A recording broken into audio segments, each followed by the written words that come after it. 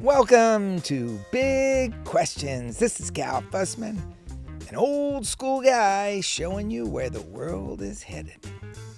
When I was in my mid-20s, a great magazine that I'd been working at went out of business, and I wasn't sure what to do. I'd never been out of the United States, so I took off traveling around the world, even though I didn't have much money. Got on buses and trains and walked down the aisle looking for an empty seat next to somebody who looked interesting. Someone I thought I could trust and who might trust me. Someone who I thought could lead to a great conversation, even when we couldn't speak the same language. I met a lot of wonderful people who invited me to their homes, fed me, offered up a guest room, a haystack, or a floor to sleep on, introduced me to their friends, and passed me around the world. The trip kept going on and off for about 10 years. It was all about human connection. It made every part of me more human. Often on these travels, we broke into song. Now, I've got a terrible singing voice, but let me tell you something. My voice never sounded better than when it blended in with the people I met along the way, which tells you why I love to come across a voice like the one you're going to hear.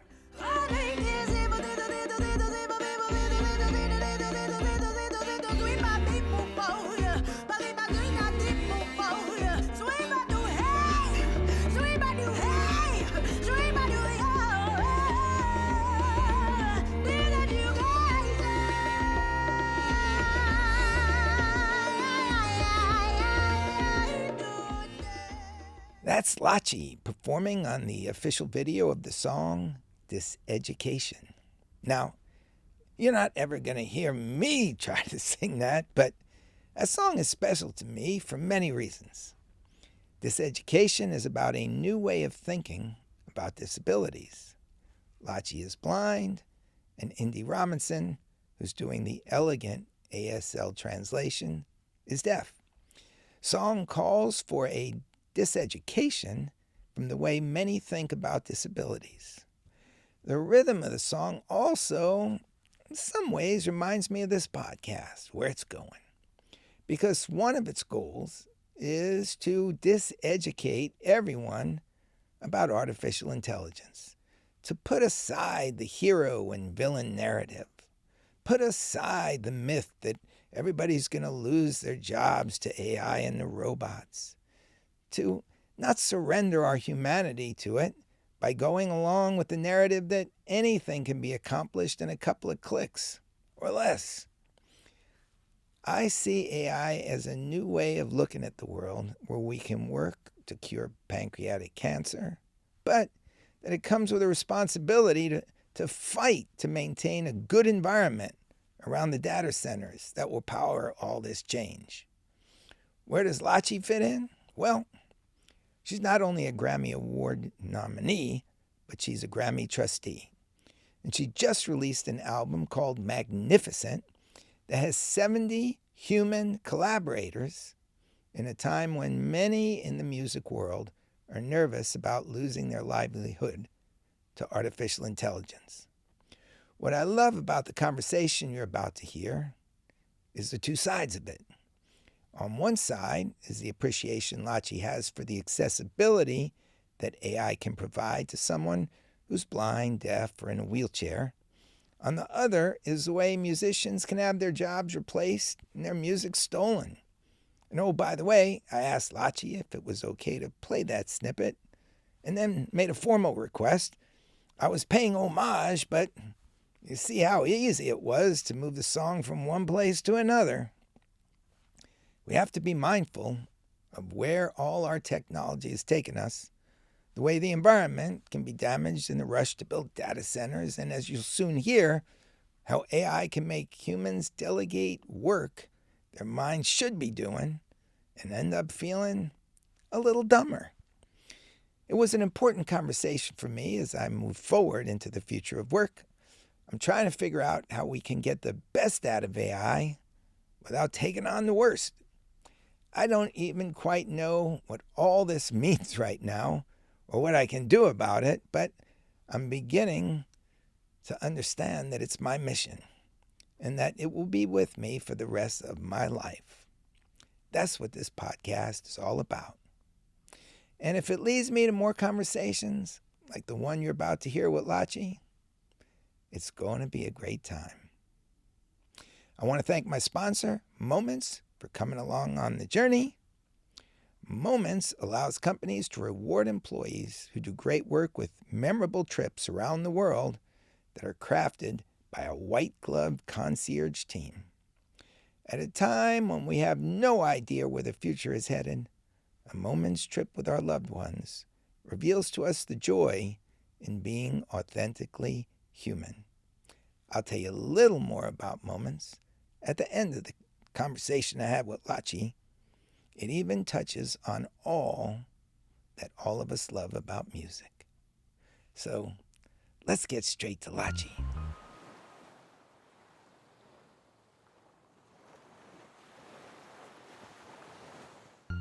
I tell a little story just to start off, just because it's got a good vibe to it. Let's do it. So I'm walking with my wife, who's Brazilian, through a hotel, a Marriott hotel in Los Angeles. This was about 16 years ago. And we see that Stevie Wonder is coming through the lobby. And my wife has a Brazilian accent, and we went over, he heard the accent, and within a couple of minutes, we were all singing Brazilian songs. Oh, that's fun. We have our arms around each other. People are gathering around. And it was such a great, pure experience. And when I think back on it, I think back, or I think forward to the music that you put out. I have a feeling that if I was walking through that hotel lobby and you were there, we may end up singing, even though I have a terrible voice, but you can compensate. I could give it a shot. That is hilarious. You know what's so funny about that? So in 2025 at the NAMM show, which is the National Association of Music Merchants, they throw this big kind of conference every year. And it's huge, it's massive, and it's in Anaheim. And so I went out there with my organization Ramped, and we were talking about like adaptive technology and you know, how to have music professionals with disabilities have more access to the industry. And at one point, I'm walking down the hall with my team because we're going from one thing to the next. And usually the way it works is I have my glam cane, my bejeweled, bedazzled canes, and I am just burrowing forward. And usually my team is like paces behind me and they're going like left, right. And then, so I'm walking forward, and apparently Stevie Wonder and his team are also walking forward. And we're like walking right towards each other. And then we walk right up to each other and we just shake hands and start talking like supernaturally. And we just start talking and we're having a great conversation. And everybody is in a circle around us like, did they see each other? Like, oh, that was a moment. But yeah, so I mean, you know, a lot of my music is directly based on my lived experience. And honestly, when I perform with my whole body. I don't know what it's supposed to look like when people perform, but I perform with my entire body. It's a full body experience. Yes. And sometimes it almost seems like it's more than the body. It's your soul is radiating through. Oh, it's full prayer. It's full prayer to God, Gaia, universe, whatever you want to call it. It's like my little twinkle into like the fourth dimension, kind of wheeling me around and spiritually letting me know kind of what needs to be said down here in Flatland. You know what I mean? What is the fourth dimension? You know, when we're walking down the street, you can see your shadow. And it's kind of like, well, what is your shadow really? Does it have thoughts? Does it talk to other shadows? I feel like we are the shadow of like the greater being that is us in a larger dimension. Why are you getting me kooky so early? Like people.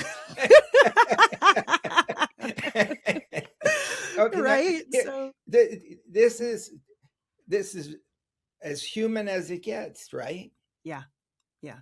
And Yeah. that's actually where I want to go, because there's just a tremendous humanity. Every time I've heard you sing, humanity burst forth, which Sure. makes me curious about. Well, let me back up a little, because Yeah. you mentioned seeing your shadow. Now I know earlier in your life you could see, Yes. and it was taken away from you. Uh, could you describe what happened and how you were able to move into that moment with Stevie Wonder with such grace?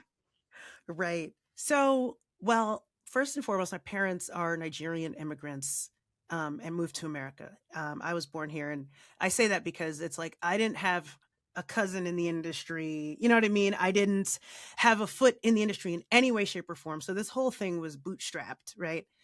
Um, we were working class. I'm the sixth of seven kids. When I was born legally, like with very low vision.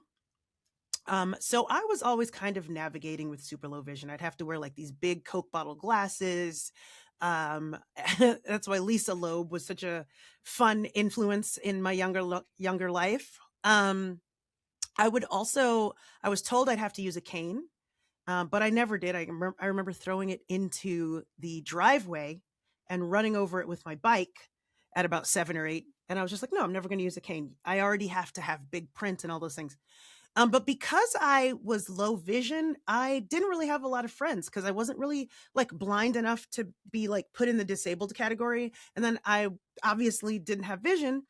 So I spent a lot of time alone with the keys and writing and doing poetry, and I would draw comics, and I was just like a real artsy fartsy kid. And that sort of, uh, me spending that much time with the piano allowed kind of me to figure out the world and the world to figure me out whenever I would, seldom perform my songs for like friends or family or, church friends and things like that. Fast forward, what was interesting is because I didn't have a lot of role models, I didn't have anything at the top of my vision board. You know what I mean? To say, hey, I want to be a famous musician like this person. Excuse me, let me get a drink of water. Bless you. So I didn't have anyone on the top of my vision board where I could go, hey, I want to be famous like this person or that person. And my parents didn't have that. My siblings didn't have that. What I did have, though, were songs about Australia, because my mom could only find a book on tape about Australia from when I was a kid. So I'd sing that song all the time, sing those songs all the time. But so what ended up happening was in the 20 teens, I ended up just completely losing one day I woke up and the low vision was no vision, right? So I just woke up, boom, gone. It was almost like being under deep roiling black water. So it was kind of like just deep haze. And so I remember getting up and, being a New Yorker, I was just like, oh, this, I don't know. It just felt like just a nuisance as opposed to like a life change. So I get out of bed, I figure out how to like brush my teeth with the toothpaste tube being completely empty. I was able to get toothpaste out. And so I figured I could really do anything, honestly. So I go and I take myself to the clinic. I don't have a cane. And this is back in the times where, it's Harlem, right? So there's not a lot of like Uber type situations. And then I'm black, so getting a cab isn't going to happen.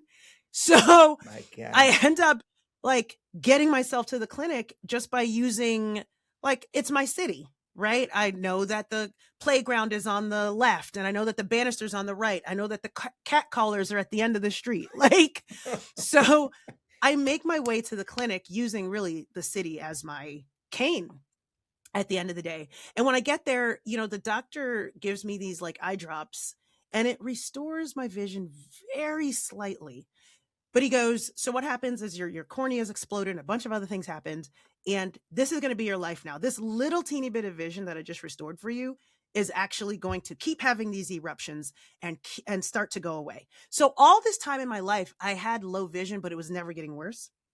And so ever since then, I've been on this trip from low vision to no vision. I remember when he said that, right? I had like a regular day job, right? And I had actually just recently left my day job. And so I had this epiphany when he said that. I go, I'm going to go on a bucket list. I'm going to do everything I've ever wanted to do before I lose this little bit of vision. So I start jumping out of airplanes. I start spelunking. I'm camel riding. I'm traveling. I'm doing all this stuff. I just start calling celebrities and being like, hey, I'm like, make a wish. I'm going blind. Let's hang out. So I'm hanging out with celebrities. And then I'm like, I want to pursue my music career for real. And I do. And I have this other epiphany that's like, well, wait, do I have to stop this when I lose my vision completely? Like, no. And so essentially, I'm meeting you still on that bucket list journey of just doing whatever I want to do. And that was really the start to me doing this music career. And like now today, we travel the world. We've got the new album out. We've got called Magnificent. We got the book that we got a book deal randomly throughout this whole thing. We've, I'm now a Grammy's trustee. I have produced, Grammy nominated productions. I'm hanging out with the Stevie Wonders of the world. And, a lot of, I'll end it with this because I'm babbling, but there's like a stat.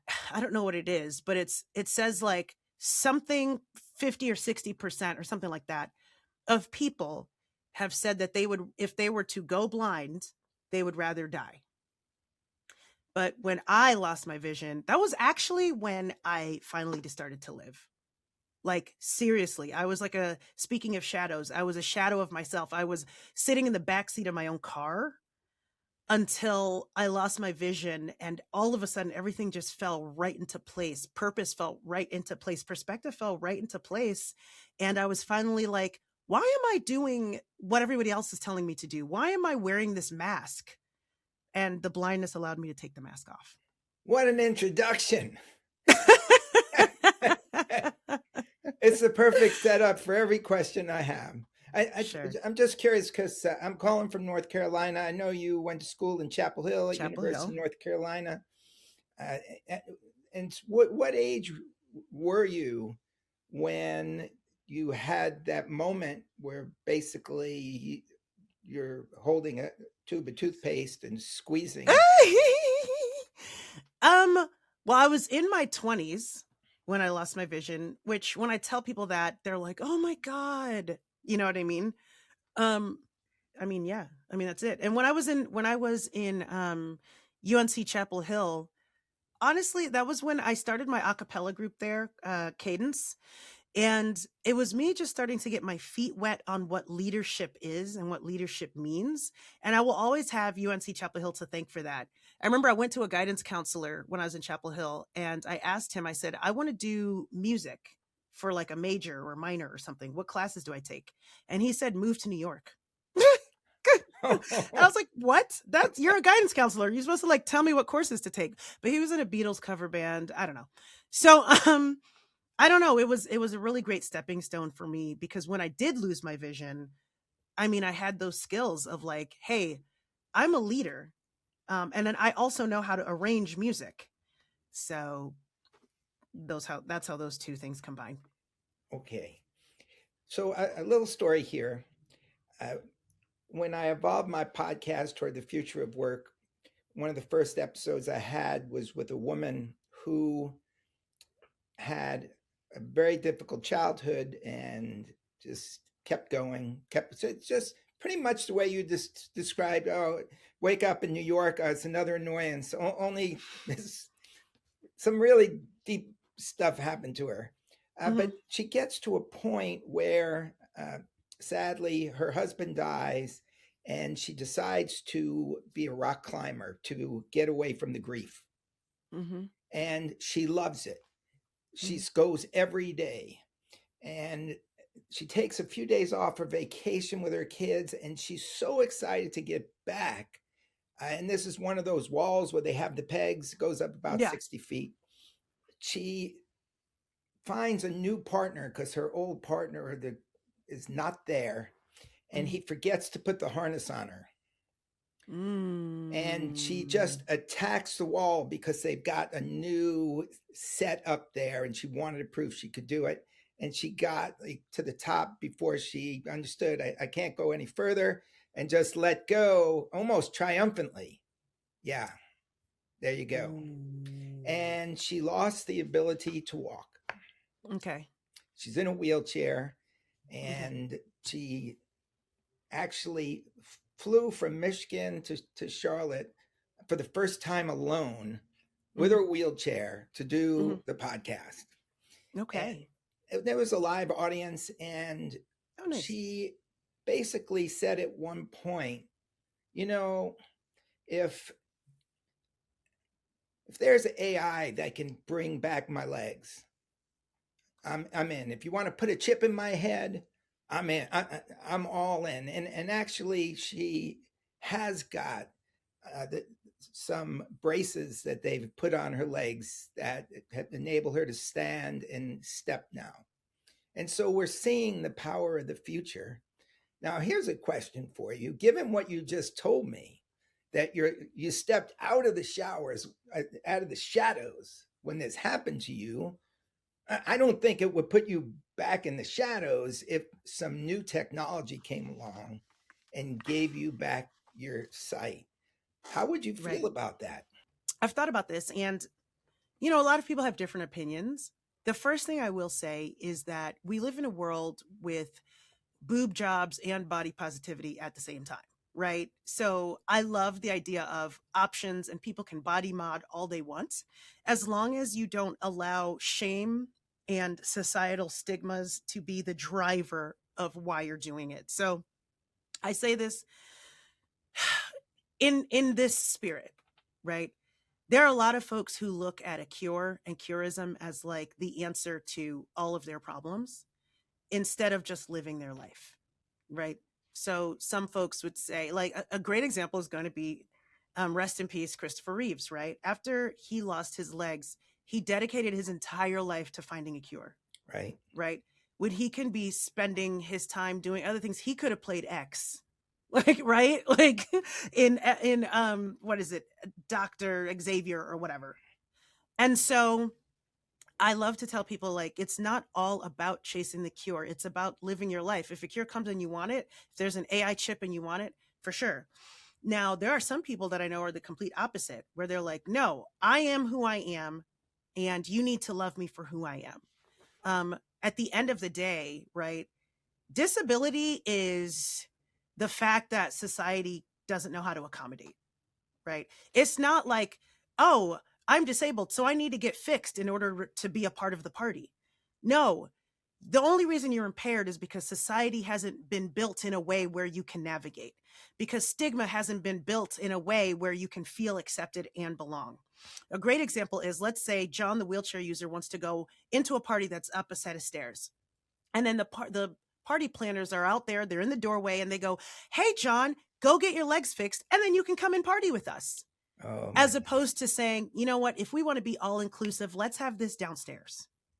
Or something like that, where he doesn't have to lose his dignity and like navigate this busted ass healthcare system in order to fucking attend a party.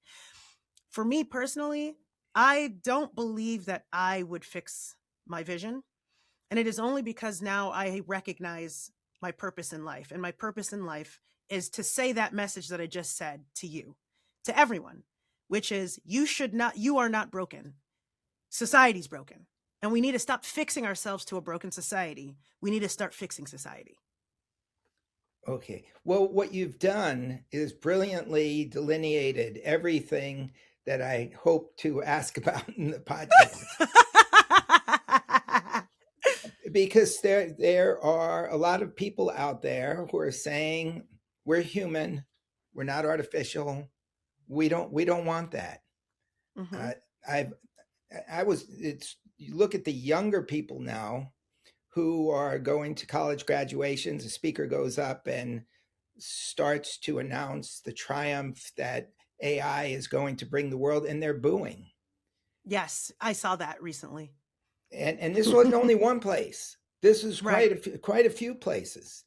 And I actually went out to speak at a university to some like 15 and 16-year-old scholars, and I was asking them about AI, and they were basically say, whoa, whoa, whoa, whoa, whoa, whoa, whoa, whoa, whoa, Mm-hmm. we're not all in on this. Mm-hmm. And a lot of them had good reasons. And I was trying to explain to them that the way history kind of shows it, like the economy is what they call now is a K economy, where you got like a vertical backbone, and then one arm of the K goes up, and the other arm of the K goes down.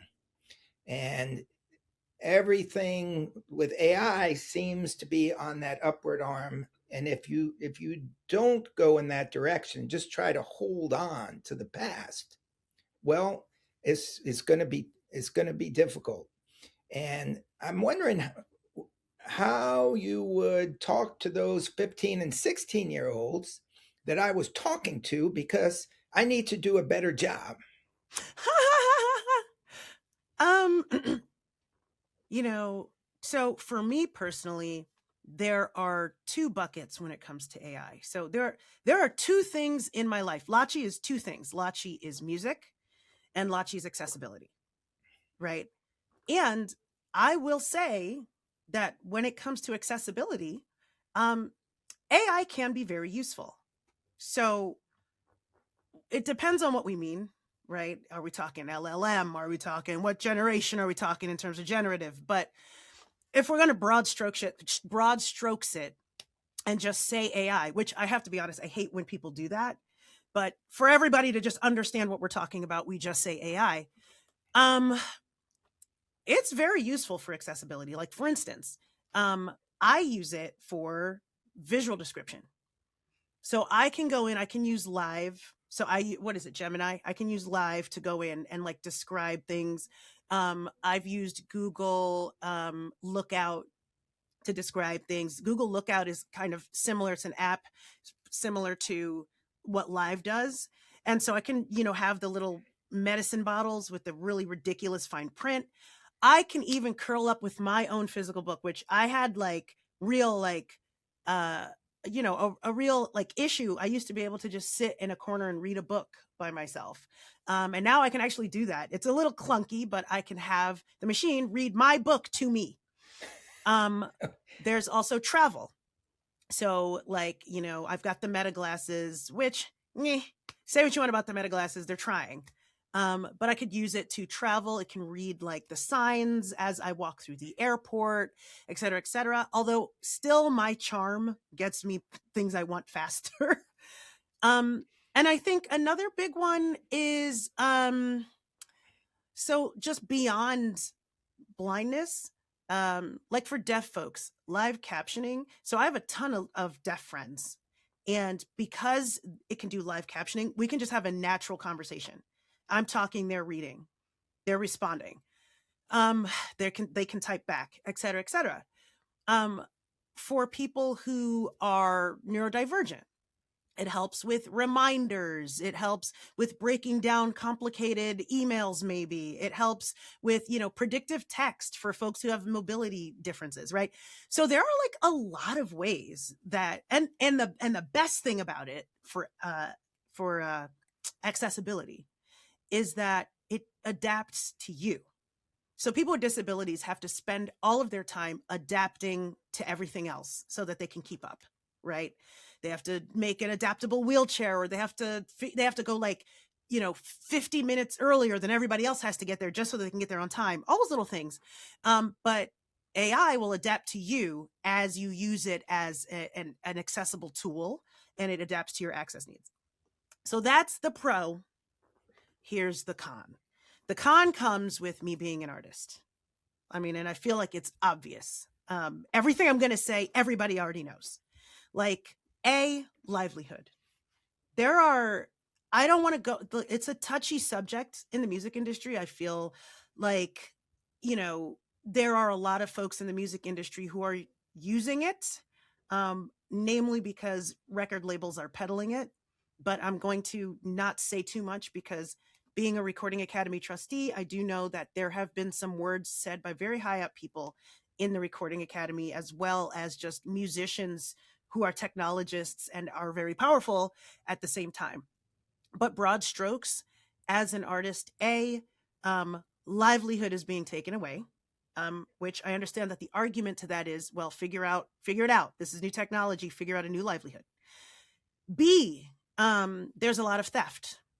So there's like a lot of creative, there's a lot of our, what do you call these? Our IP. A lot of IP is being kind of thieved on, skeeved on, with very little repercussion because things are moving too fast, right? And then, so no one likes being thieved on, and no one likes their livelihood being taken away.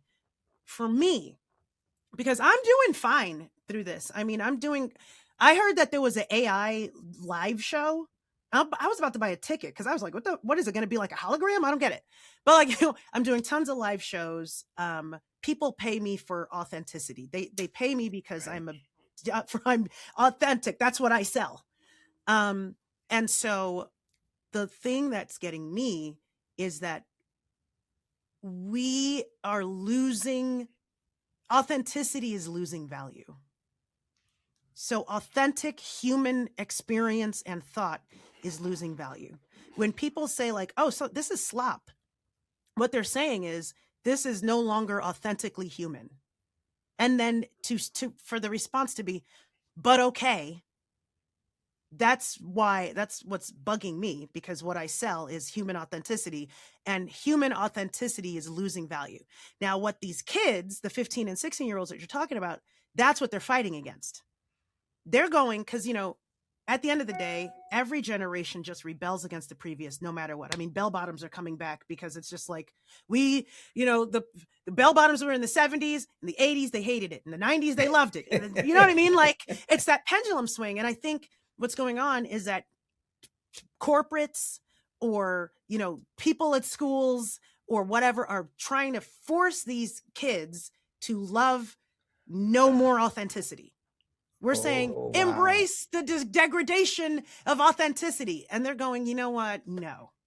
This is why things like, we have Instagram and this and that. And most people on Instagram now just only talk through DM, or they're going on these apps where it's just them hanging with their friends and talking to their small group of people, because they're recognizing like the loneliness epidemic was created by the previous generation. Now they're stuck with it and they're trying to figure out how to deal with it.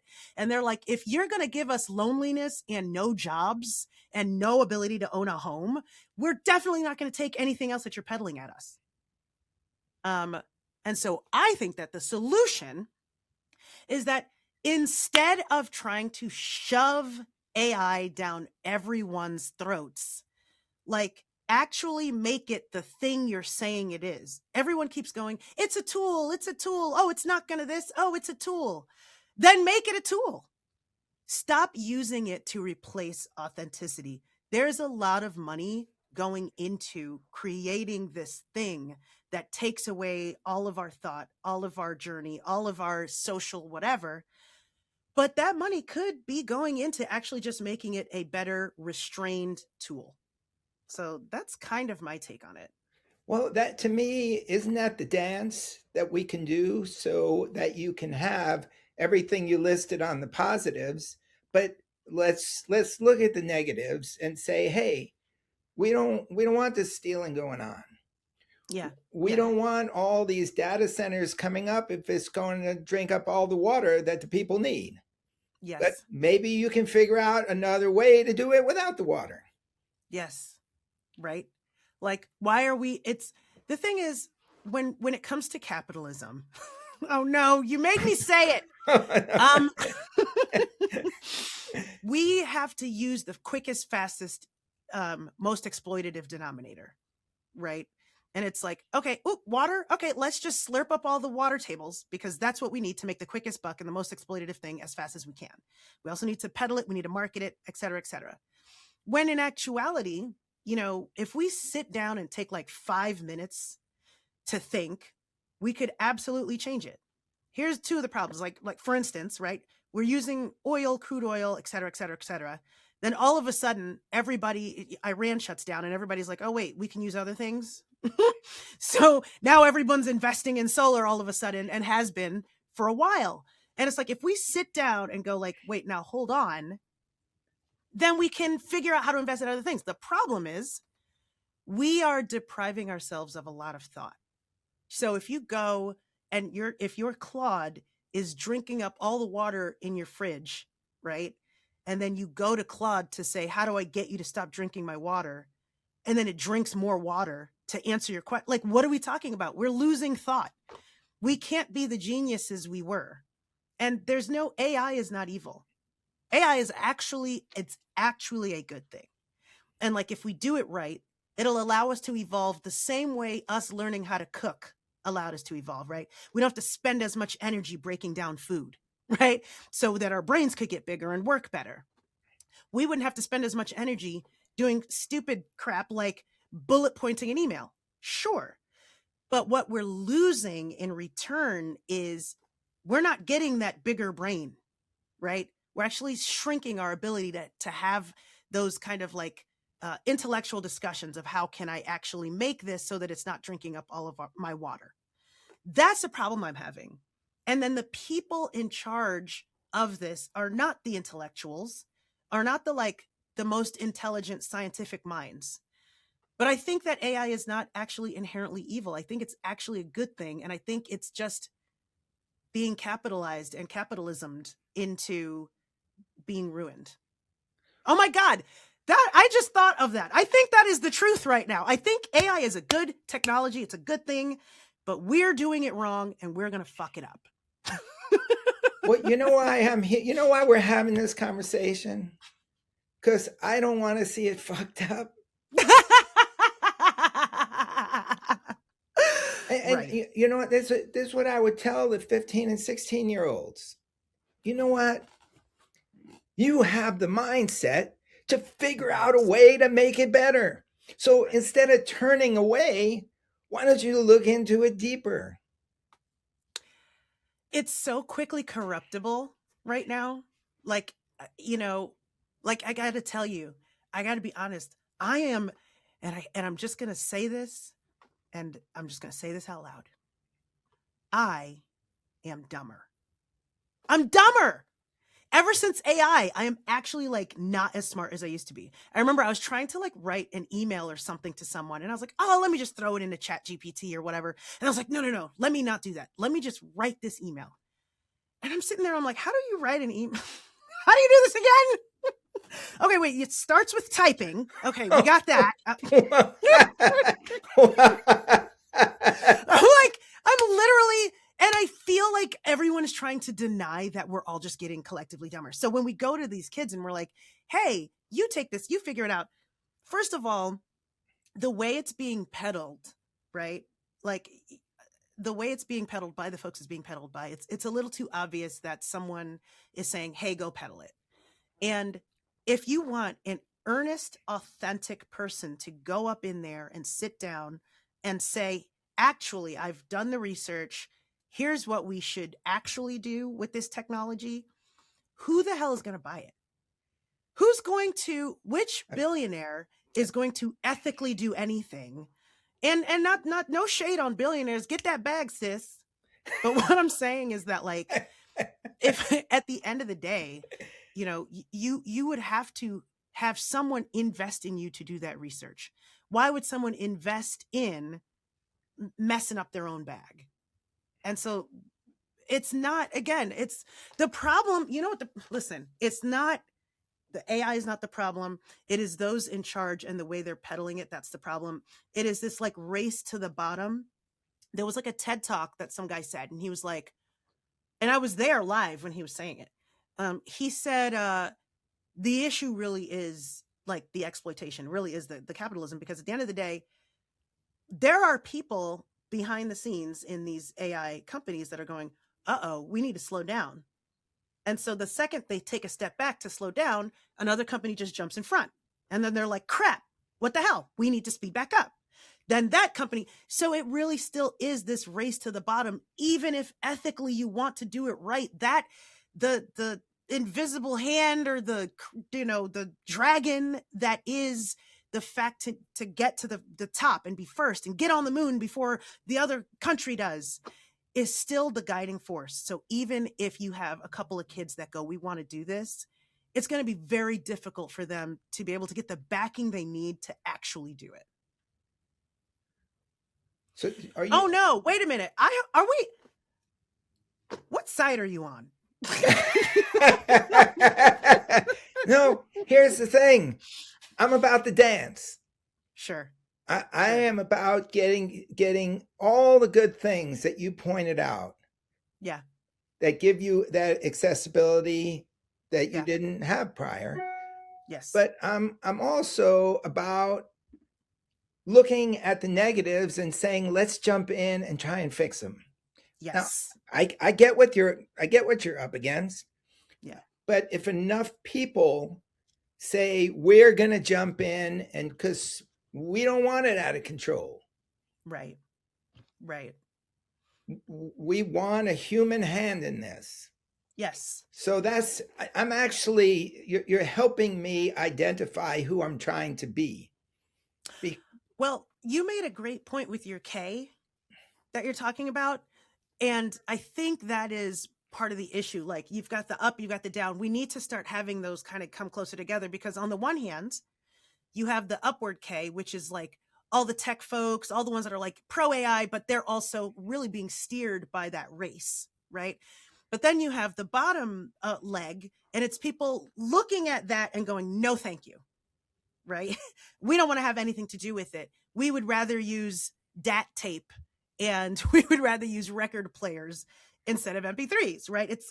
It's kind of that sort of argument where there's like it's a reaction to what's going on. And I think that the people on the downward K aren't going to be the ones to be able to get the ones on the upward K to come down. There's going to have to be some way that those folks who are peddling it so hard, they're going to somehow have to be like economically enticed to slow down economically because it's never values, right? It's never population, it's never a populist thing. It's always economic. They have to recognize that they're about to lose money unless they slow down. Um, and I think that's actually the solution. And I don't know, what would need to happen to threaten their bag. And I'm not saying that I want their bags threatened. I'm just saying that's the only real way to get them to pay attention. I'm taking it all in. I the other side of this actually is we've never been in a situation before where people at the bottom of the K can make a jump to the top of the K in such a short amount of time. I'll give you an example. Uh, there's a nonprofit called Genesis Works, Okay. and I think they're in 9 cities Okay. where they take people whose zip codes basically say that it's going to be a hard lift out of here. And they teach kids in high school this new technology and they give them corporate training and they get them internships while they're in high school. Okay. Some, and with JP Morgan Chase Mm-hmm. and Target and Accenture. Mm-hmm. And these kids are coming out like 3 months later with their Mm. lives changed. They're making like more money than both their parents put Mm. together. And Right. at the end of that 3 months, they're at the top of the K. Sure. Hmm. And so there are advantages to this. And my feeling is what I don't want to see, and I'll tell you why, because I was this old school guy. Okay. So when social media came out, I wanted nothing to do with it. Sure. All right. I just turned the other direction. And it got to the point where I used my phone just to make phone calls. And then all of a sudden it got time to call an Uber and I didn't know how to call an Uber. Mm. Now I bet you you who was walking around New York that day still probably could have figured out how to call an Uber. I couldn't do it. And these young people would look at me and say, like, what's going on, Cal? Like, you got a Sure. Wikipedia page and you can't call an Uber? And I just realized this, if I hold on to this old school guy, I'm just going to slide to the bottom of the K. So Yeah, I don't want to see that happen to the young people. sure, sure, And what you're saying, and I so appreciate your point of view. You're helping me. I'm trying to sure, define where in the middle I am to sure. best help everybody, and just stop the arguments and start the building. I think for me, I mean, I want to go back to the usage of it as an accessibility tool because I think it's also really a great equalizer. Um, if everybody has the ability to do some of these things all together, it's a great equalizer. It allows folks who, again, are deaf or blind or neurodivergent or like a mom with like 4 kids just trying to stay at pace, things like that. Those are the kinds of things that I think AI can really help with. It really like assistive intelligence might be a really great way to shape it. There you You know, go. I like that. I'm going to go ahead and trademark that. All I, right. So calm down, guys from, I don't know, Anthropic. But I think that when we start to look at it, replacing either humanity, art, or really human connection, I think that's what people are rallying against. So it could just be, honestly, I think it might just be marketing. Like we're being, there's two things happening. There's AI is great. AI is great. Hurry up and get AI or you'll be left behind. And then there's also AI is terrible. AI is terrible. If you do anything with AI, you're just not a real artist or not a real person. But there's just so much contentious rhetoric instead of AI is an assistive tool, right? And also instead of the technology matching that AI can be an assistive tool. So, I mean, I think it really it's going to play into marketing because what is marketing but the sculpting of belief, right?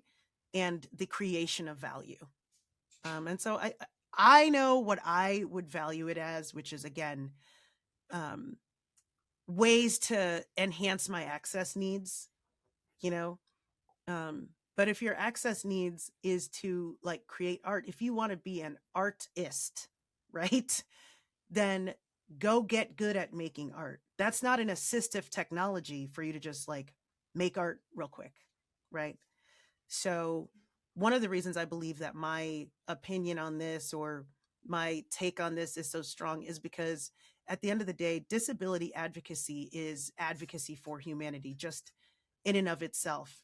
It's we are all born different. We have natural talents, we have natural bodies, natural minds. I talk a lot about this in my book and in my little album that's out now. So you guys go get it. It's called Magnificent.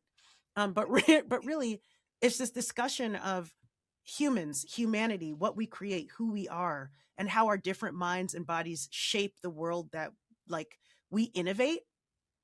And the most important thing, and I believe this is true from the bottom of my heart, um, but I think the folks who are the most different, the most oddball, the most out there, the most like kind of in touch with their difference are the true innovators. We've got like the Einsteins and the Teslas and the Frida Kahlos and even like the Harriet Tubmans, all of these great folks. You can point back to how they have some form of difference or disability, and they're the ones that push humanity forward. So if we are creating a technology that can enhance that, rather than a technology that really deadens um, that collective difference and really uniforms us. I recently saw a reel or a TikTok or whatever that was saying that the way we write, like the way we write things, is just turning into the way Chat GPT speaks and writes because everybody's writing that way. And now we're at a point where journalists are kind of writing that way because people are expecting to read that way. And then also that all these articles coming out that are sounding like Chat GPT are what Chat GPT is now eating to give back to us, right. So right? it's an endless cycle. Wow. It's that Ouroboros, eating its own tail kind of thing. And the only way we break out of it is going to be those people that are not influenced by it in any way, still being able to contribute to the zeitgeist, still being able to be different, still being able to not uniform into what's happening. Um, and I don't know, Cal, but it might be a future where, yes, we all embrace AI and let's go, let's do it. And then it will be those outliers that didn't fall into place that will eventually save us in like 200 years. You know what? I want to bring up a couple of things because you're talking about Magnificent, Yeah. and I love the song. And like, if anyone would go to YouTube just for a sample, Mhm. they would see the graphic or the imagery, which is this like kind of an amazing keyboard Yes. where like the keys are keys you've never seen before. Yes. It could be a crown, could be a butterfly, Yes. Little could be a positive emojis. magnifying glass, this dice, smiling face. And I was staring at that keyboard for like through the whole song, and I'm listening to the music. My point is, it felt like there was a move toward like a new look here, Mhm. and it was technology, but in a new way. Yes. I mean, so the whole album really is a celebration of disability, joy, neurodivergence, acceptance, all of those kinds of things through kind of radio ready, infectious bops and storytelling and pop and hip hop. And each song on the album kind of corresponds with an emoji. So moves corresponds with the lightning emoji, and fidget corresponds with the fidget emoji. And so we really wanted to make a keyboard that showed those different forms of self expression. So, I feel like when using keys is also a form of self expression, right? Writing down things and using the keyboard is how you can express yourself in written language to someone else. And then also, each of those emojis are different ways to self express. People self express through emojis all the time. I said, like, hey, how are you to my mom? And she wrote back like a frowny, angry face. And I was like, are you okay? And she was like, oh, whoops, that was an accident. And she was like, okay. So it's just this discussion of the beauty of self-expression. And then the crown is really to kind of signify that we are our own rulers and our own leaders in our own way. We are at the top of, our mountain. And no one else should be telling you how to self express, who to be. Just be yourself. You are the king of your castle. So that's essentially what Magnificent is all about. And, with Magnificent, we did a whole liner notes for every single song. There's over 70 collaborators on that project put out by Platoon. And so many folks were involved with different disabilities, with different chronic conditions, who are, amazing people in their own right. Raul Midon, Matthew Whitaker, Lisa Loeb, who was an influence when I was younger, also jumped on. And the reason I mention all of the collaborators, I mention the extensive liner notes, we actually put together a CD that we're selling, is because we really wanted to focus on the humanity that is like a celebration of difference, a celebration of nuance, neurodivergence, self-expression, and like really digging into all of the different things that had to come together to make the masterpiece that is Magnificent. And so it kind of goes slightly back to our original discussion about humanity and how we can use art to really amplify what humanity is, right? We really made sure that we didn't use like AI in this project just because of the nature of what we were trying to say with Right. this project. Um, and so it's really kind of me saying, like, all right, guys, we're going down with the ship, like we're No, showcasing. I didn't think you were going down with this ship. No, but I really wanted to put out something about humanity, and there's no shade or shame to people who use AI. I think for prompting, for like trying to figure things out, maybe get things started or whatnot. But yeah, we really wanted to do this exercise in just doing everything from as scratch as possible, really celebrating humanity and really showcasing to folks that, especially in this age of loneliness, that community is everything and that we can come together and create something much larger than ourselves when we do. Okay, I'm with you. I'm completely with you. I'm completely with you on the connectivity. I'm a guy who traveled around the world for 10 years Sure. without a home. I had no place to stay. I had to connect with people. Yes. So that's where my heart is. Yeah. I really have taken a great deal out of this conversation because I needed the music to dance to figure out how to stay in the middle of this so that Sure. both sides could look at me and say, yeah, he's right. I don't want to Sure. be at the bottom of the K. Or, Right. yeah, he's right. We shouldn't be drinking up all the water and giving it to Right. AI. Yes. And Yeah. so that's where I came into the conversation. I come out of it feeling really good for having heard, like, just the way you've articulated. You're telling me you were much smarter before the AI. I don't know what you would have sounded like then.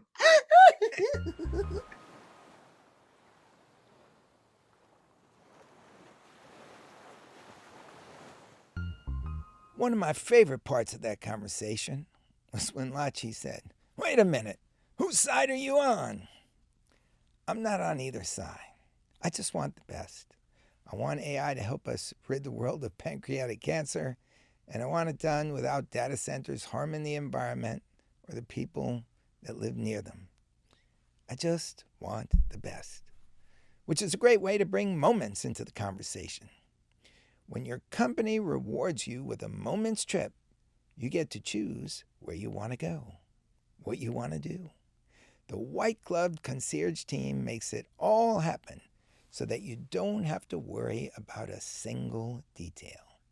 Now, let's say you and your family love music, and your company has rewarded you with a moment's trip for all the great work you've done.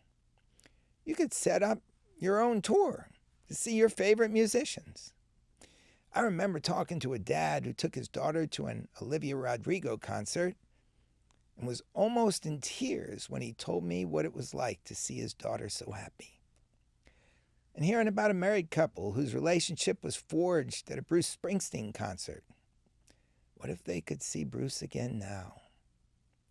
Next week on this podcast, you're going to see Mike Bechtel take about a half a minute to figure out where he'd take his teenage daughter if he were awarded a moment's trip. He thought and thought and thought, and then he knew. He knew exactly where to take her. Tune in next week. Watch it play out. You'll quickly understand that these are moments that will be treasured. Experiences like that are often what people actually want when they get recognized for work well done. Unfortunately, not enough companies know that. I'm here to tell them, and I'm just getting started. And if I ever got awarded a trip, I think I'd take my wife to see Lachi perform. I'd like to see her around the time she does a book signing. Her book is called I Identify as Blind.